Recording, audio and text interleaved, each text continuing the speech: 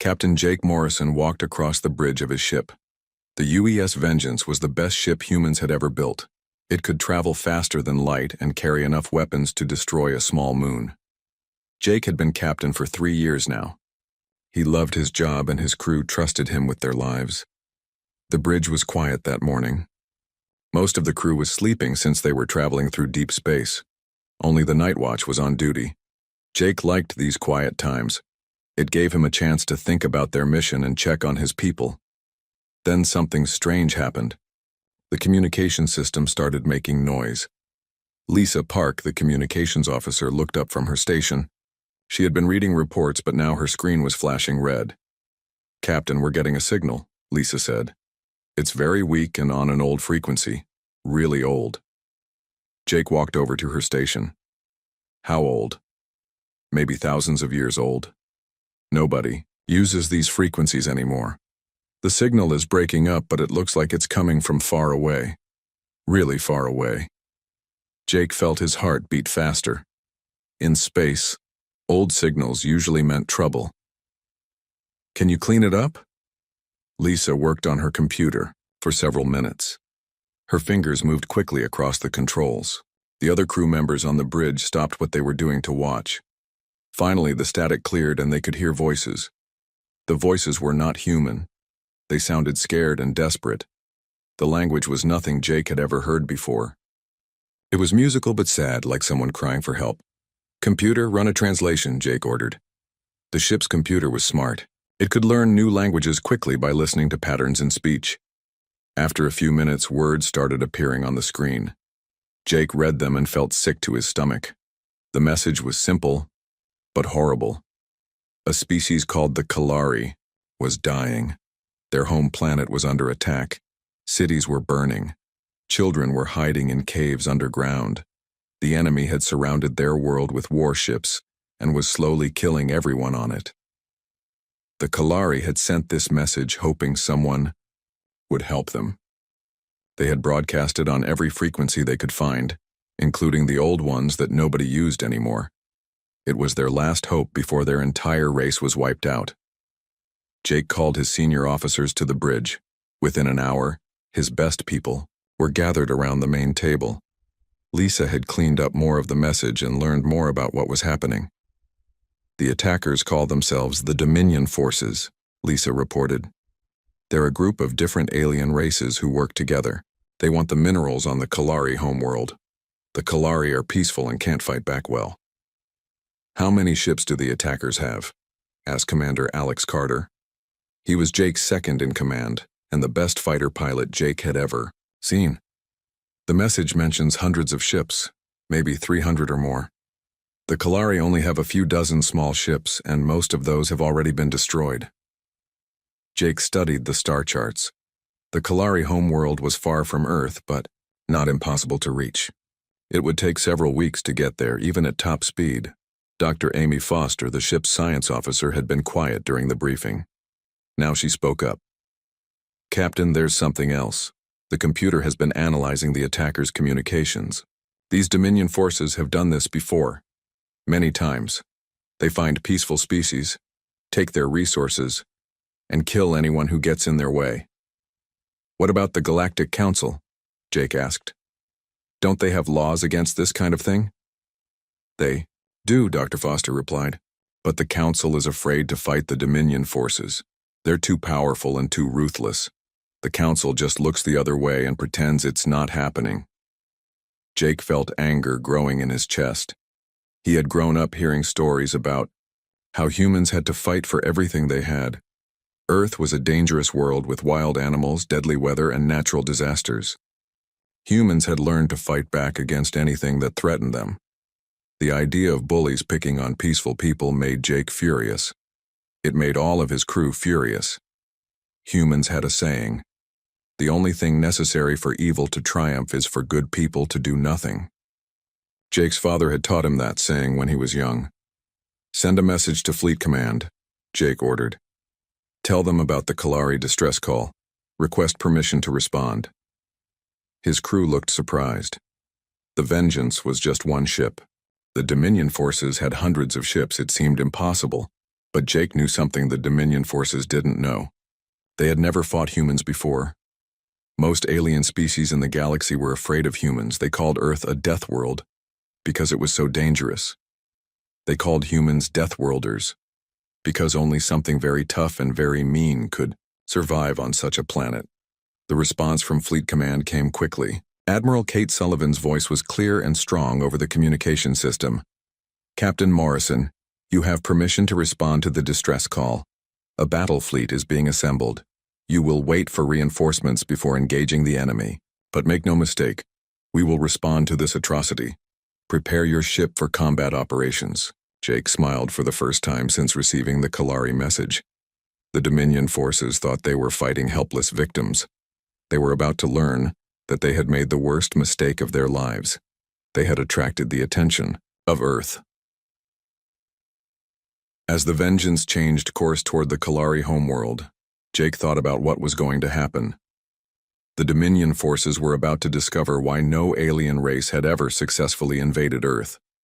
They were about to learn that humans never forgot their friends and never forgave their enemies. The rescue mission was about to begin. Admiral Kate Sullivan stood in the command center on Earth's moon base. Large screens showed ship movements across the solar system. In just 3 days, she had called in every available warship. The largest human battle fleet in history was forming up near Mars. Kate had been fighting for 30 years. She had started as a young pilot and worked her way up through the ranks. She had seen combat against pirates and raiders in the outer colonies. But this was different. This time humans were going to war to save strangers who lived far from Earth. The fleet was impressive. 12 battleships formed the core of the attack force. Each one was over a mile long and carried weapons that could crack a planet's crust. 30 cruisers would provide support and cover. Over 100 smaller ships would handle supply lines and rescue operations. Commander Alex Carter had arrived from the Vengeance and was now aboard the UES Retribution. The Retribution was humanity's newest and most powerful warship. It had been built using technology learned from fighting pirates and defending Earth from meteor strikes. The ship's main guns could punch through any known armor. Alex walked through the Retribution's corridors. The crew was busy preparing for battle. Engineers checked weapon systems. Marines cleaned their rifles and studied battle plans. Medical teams prepared for casualties. Everyone knew this mission was important. Dr. Amy Foster worked in the research section. She had access to all of humanity's information about alien species. Most of it came from traders and explorers who had ventured beyond Earth's solar system. Some came from crashed alien ships that had been found over the years. The Dominion forces were led by 2 main species. The Zephyrians were large reptiles who loved violence. They had sharp teeth and claws and enjoyed hurting others. They had conquered dozens of peaceful worlds just for fun. The Hegemony Raiders were different, but equally dangerous. They were cyborgs who had replaced most of their bodies with machines. They believed that only the strong deserved to live. Amy studied their fighting tactics. Both species relied on fear and overwhelming numbers. They would surround a planet with hundreds of ships and demand surrender. Most species gave up without fighting because the odds were hopeless. Those who tried to resist were crushed quickly and brutally. But Amy found something interesting in the old reports. Neither the Zephyrians nor the Hegemony Raiders had ever fought humans. In fact, most of the galaxy knew very little about Earth. The few aliens who had visited Earth called it a death world. They said it was too dangerous for civilized species to live there. Lieutenant Colonel Ryan Brooks was in charge of the Marine forces. He had 2,000 of humanity's best soldiers under his command. They were training for ground combat on alien worlds. Ryan had fought in the colony wars and knew how to adapt to different environments. Ryan's Marines were different from soldiers of other species. Most alien armies were made up of individuals who fought for themselves. Human Marines fought as teams. They would die to protect each other. They had trained together for years and trusted each other completely. The Marines practiced with their weapons. Human guns were different from alien weapons. Alien species preferred energy beams that could stun enemies. Humans preferred bullets that could punch through armor and kill quickly.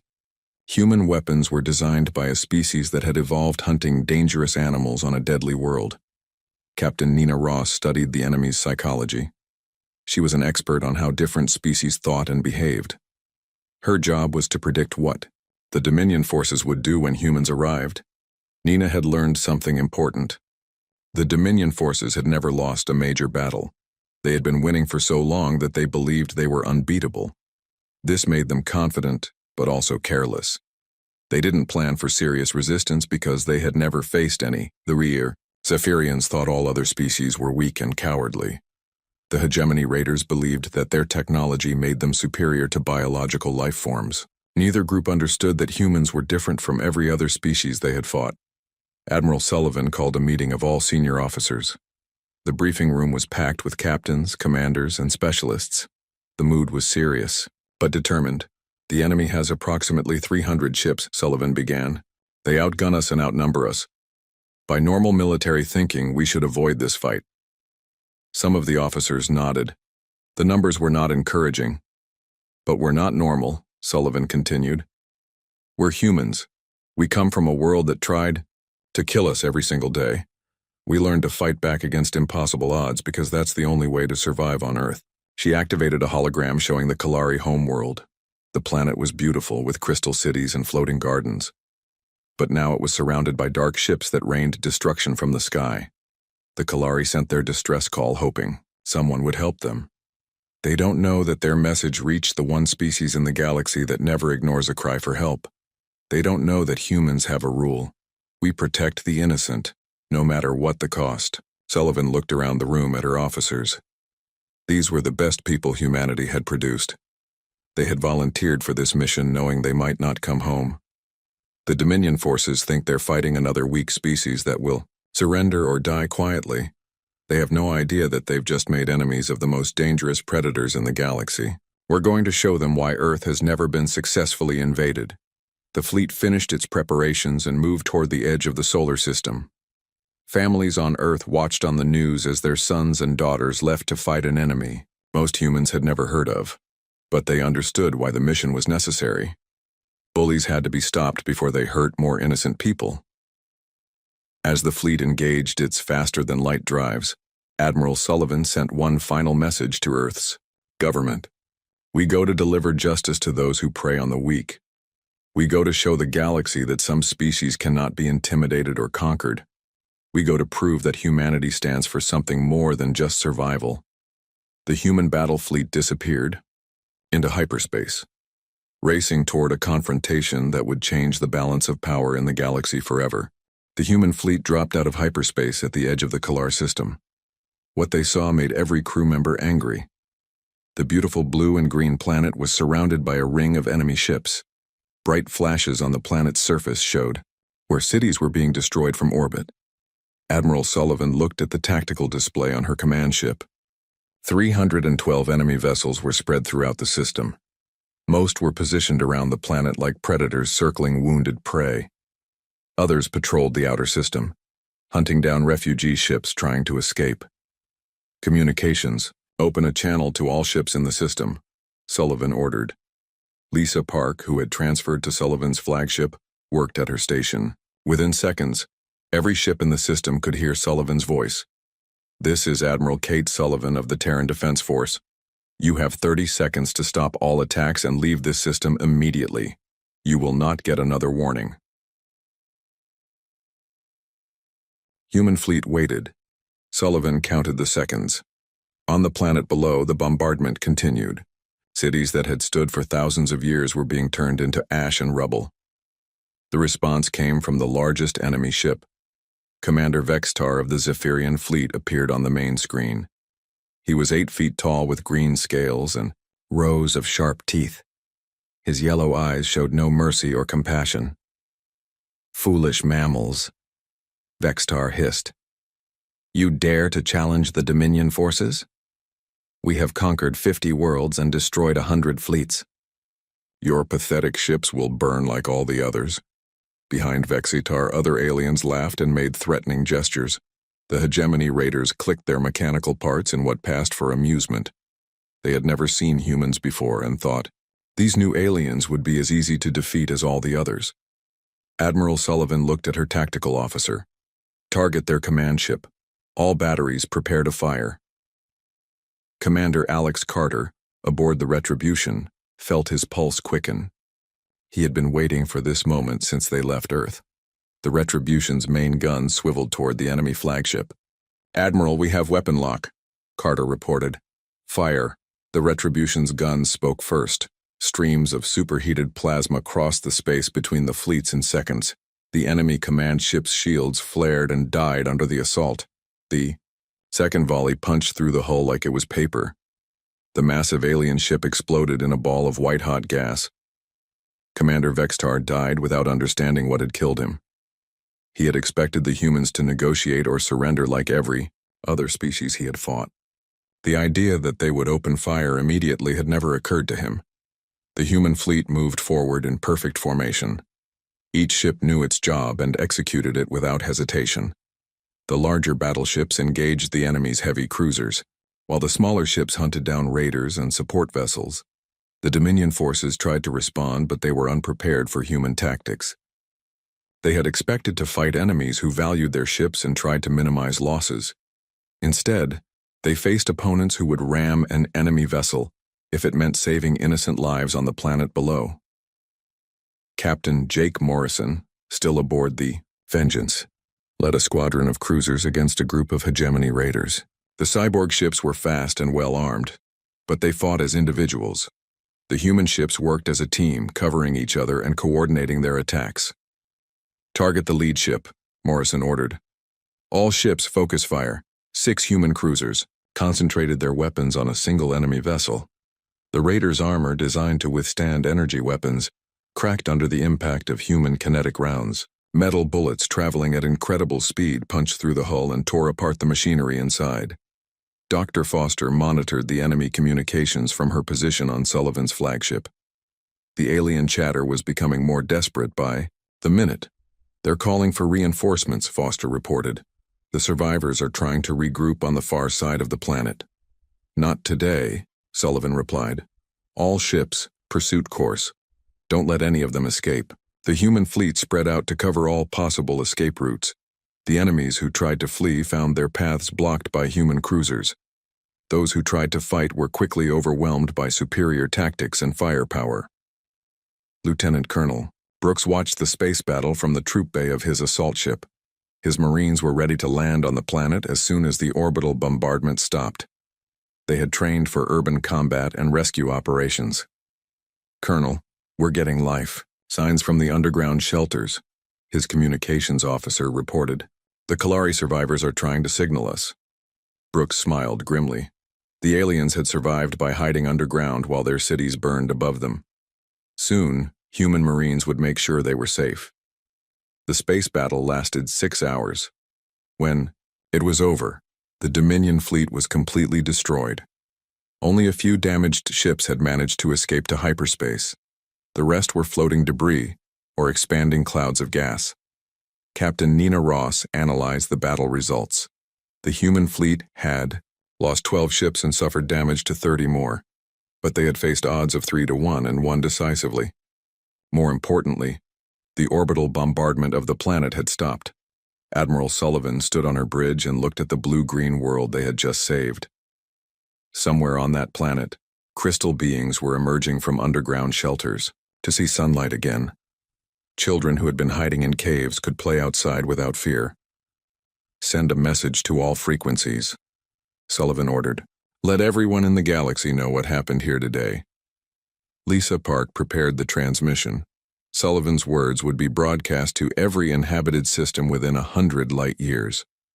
"This is Admiral Kate Sullivan of the Terran Defense Force. The Kalari people are now under human protection. Any species that threatens them will face the full might of Earth's military. The age of bullies preying on the weak is over in this part of the galaxy." The message was received by trading posts, colony worlds, and pirate bases throughout the sector. Within days, the news would spread across the galaxy. The humans had done the impossible. They had defeated the Dominion forces in open battle. On the planet below, Kalari survivors began to emerge from their hiding places. They looked up at the sky where human ships now patrolled instead of enemy vessels. They had sent a desperate plea for help into the darkness of space, never knowing that it would reach the most dangerous species in the galaxy. The Kalari had called for a savior. Instead, they had summoned the galaxy's apex predators. And those predators had answered their call with overwhelming force and absolute determination. The judgment of the Deathworlders had begun. News of the Dominion's defeat traveled across the galaxy faster than the fastest ships. On thousands of worlds, beings who had never heard of humans suddenly knew their name. The impossible had happened. A single human fleet had destroyed the most feared military force in their sector of space. The Galactic Council met in emergency session on their neutral station. The council included representatives from 200 different species. For years they had ignored the Kalari's cries for help because fighting the Dominion forces seemed hopeless. Chancellor Mordak, a tall gray alien with 4 arms, called the session to order. He had been in charge of the council for 20 years and had never seen the members so frightened. "The humans have done what we thought was impossible," Mordak announced. "They have defeated the Dominion forces in open combat. We must decide how to respond to this development." Around the circular chamber, alien representatives whispered among themselves. Some were amazed by human military power. Others were terrified that Earth might turn its attention to them next. Dr. Amy Foster had been monitoring these communications from her position on Admiral Sullivan's flagship. The human fleet was still in the Kalar system, helping the crystal beings rebuild their civilization. "Admiral, we're receiving reports from across the galaxy," Foster reported. "The Dominion forces are mobilizing everything they have. Every ship, every ally, every mercenary they can hire." Sullivan looked at the tactical display. Intelligence. Reports showed Dominion fleets gathering in dozens of systems. Ships that had been scattered across their empire were being recalled to form one massive armada. "How many ships are we looking at, Doctor?" "Current estimates suggest over 2,000 vessels. They're calling in support from species that have never worked with them before. Pirates, slavers, warlords, anyone who profits from chaos and violence." Sullivan felt a cold anger in her chest. The Dominion leaders had learned nothing from their defeat. Instead of accepting that their reign of terror was over, they were doubling down on violence. Commander Alex Carter joined the briefing from his position aboard the Retribution. His ship was patrolling the outer system, watching for enemy scouts. "Admiral, I'm getting reports from Earth," Carter said. "The President has made a decision about our next move." President Sarah Washington's message appeared on the main screen. She was a small woman with gray hair and kind eyes, but her voice carried the authority of someone who spoke for all of humanity. "Admiral Sullivan, you and your fleet have made humanity proud. You answered a call for help and saved an entire species from extinction, but our job is not finished." Washington paused and looked directly into the camera. When she continued, her voice was hard as steel. "We have learned that the Dominion forces are preparing a massive counterattack. They intend to destroy not only the Kalari, but also any species that might seek our protection in the future. This cannot be allowed to happen."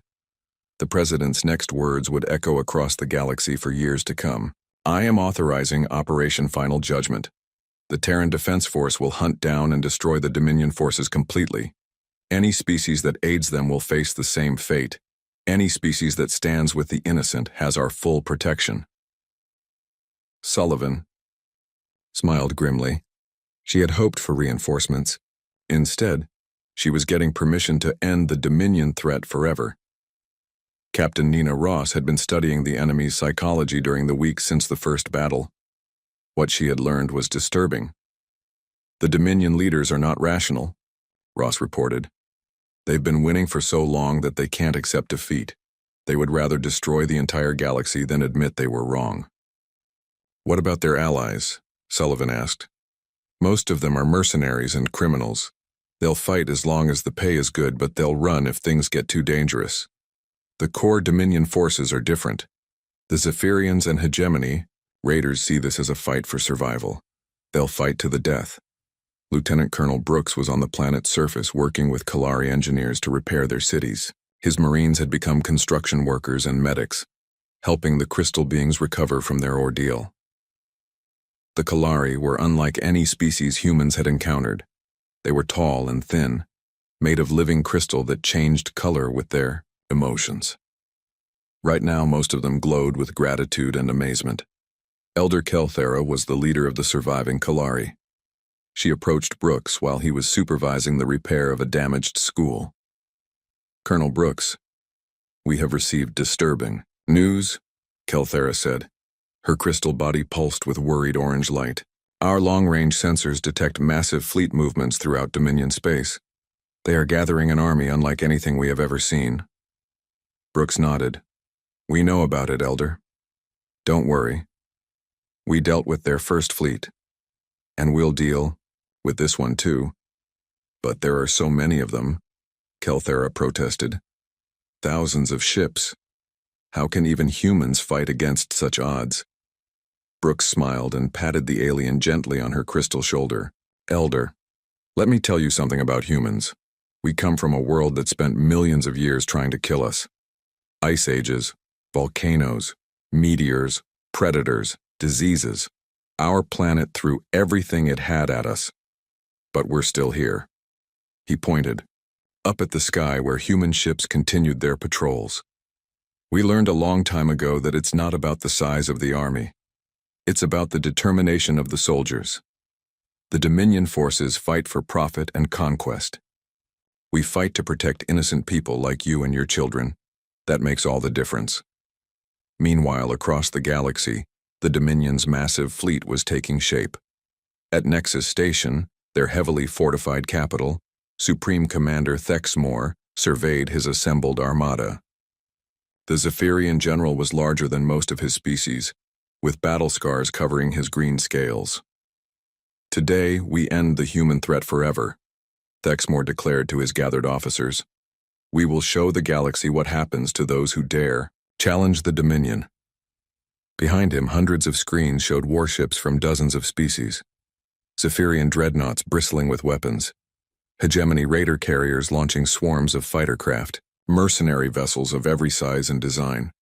But what Thexmore didn't know was that human intelligence agents had been monitoring his communications. Every ship movement, every battle plan, every tactical decision was being relayed back to Admiral Sullivan's fleet. Dr. Foster finished analyzing the enemy strategy and called Sullivan to the briefing room. "Admiral, they're planning to attack in 3 waves, Foster explained. The first wave will try to overwhelm us with numbers. The second wave will target the planet directly. The third wave is their reserve force, designed to finish off any survivors." "Classic Dominion tactics," Sullivan replied. "Overwhelming force followed by systematic destruction. It's worked for them before. But never against humans," Foster pointed out. "They're using the same strategies that failed them in the first battle. They still don't understand how we fight." Sullivan activated the fleet communication system. Her voice reached every human ship in the system. "All captains, this is Admiral Sullivan. We have confirmed that the Dominion forces are preparing their final assault. They're bringing everything they have, hoping to crush us through sheer numbers." She paused, looking out at the stars where her enemies were gathering. "They still don't understand what they're fighting. They think we're just another species that can be intimidated or overwhelmed. They're about to learn that humans don't surrender, don't retreat, and don't forgive those who hurt innocent people." The human fleet began preparing for the battle that would determine the fate of the galaxy. The final battle began at Nexus Station, the heavily fortified heart of the Dominion Empire. Supreme Commander Thexmore had assembled the largest military force in galactic history. Over 2,000 ships filled the space around the massive battle station. The station itself was the size of a small moon, covered with enough weapons to destroy entire fleets. Admiral Sullivan approached with the full might of humanity's war machine. The Terran Expeditionary Fleet had grown to 800 ships. But the humans brought something more valuable than numbers. They brought technology that had been forged in the crucible of Earth's deadly environment. Commander Alex Carter stood on the bridge of the Retribution, watching the enemy formation through the main view screen. The Dominion fleet was spread out, in layers, with the strongest ships in front and support vessels behind. It was an impressive sight that would have terrified any normal species. "Admiral, the enemy is hailing us," reported Lisa Park from her communication station. Thexmore's scarred face appeared on the screen. The Zephyrian commander's yellow eyes burned with hatred and confidence. "Humans," Thexmore hissed, "you destroyed one small fleet and think yourselves mighty. Now you face the true power of the Dominion. Surrender now and we will kill you quickly. Resist and we will make your deaths last for days." Admiral Sullivan looked at the alien general with cold contempt. "Commander Thexmore, you have spent your entire career bullying peaceful species who couldn't fight back. Today you learn what happens when predators face other predators." "You talk of predators?" Thexmore laughed, showing rows of sharp teeth. "We have conquered 100 worlds. We have burned cities and enslaved entire species. What have you soft mammals ever done?" Sullivan's smile was colder than the space between stars. "We survived Earth." The communication ended and the battle began. The Dominion forces attacked in 3 massive waves, just as Dr. Foster had predicted. The first wave consisted of over 800 ships, racing toward the human fleet with weapons blazing. But the humans were ready. Captain Jake Morrison led the first counterattack, his cruiser squadron moving like a pack of wolves. Human ships didn't fight like other species. They worked together, each vessel supporting the others in a deadly dance of coordinated destruction. The human fleet unleashed weapons that the galaxy had never seen before. Antimatter torpedoes that could phase through enemy shields and explode inside their hulls. Kinetic rounds that traveled at nearly the speed of light and punched through any armor. Swarms of smart missiles that could think for themselves and adapt to enemy countermeasures. Commander Carter's Retribution led the charge against the enemy's heavy battleships. The human dreadnought moved with surprising speed for such a large vessel, dodging enemy fire while returning devastating volleys. "Target their command ship," Carter ordered. "All weapons maximum power." The Retribution's main guns spoke in unison. Streams of superheated plasma crossed the void and struck the Dominion flagship. The alien vessel's shields collapsed under the assault, and the follow-up shots tore through its hull like paper. But this was just the beginning. As the first wave of attackers died under human guns, the second wave launched their assault. These ships ignored the human fleet entirely and headed straight for the Kalari homeworld behind them. Lieutenant Colonel Brooks watched from his position on the planet's surface. His Marines had set up defensive positions around the major cities, but they all knew that ground-based weapons couldn't stop a fleet in space. "Colonel, enemy ships are breaking through the orbital defense line," reported his tactical officer. Brooks activated his communicator. "All units prepare for orbital bombardment. Get the Kalari to the underground shelters. Move." But the bombardment never came. Admiral Sullivan had anticipated this move and positioned her fastest ships to intercept the second wave. Human cruisers appeared as if from nowhere, dropping out of hyperspace directly in the path of the attacking fleet. The battle in space became more intense as hundreds of ships fought at close range.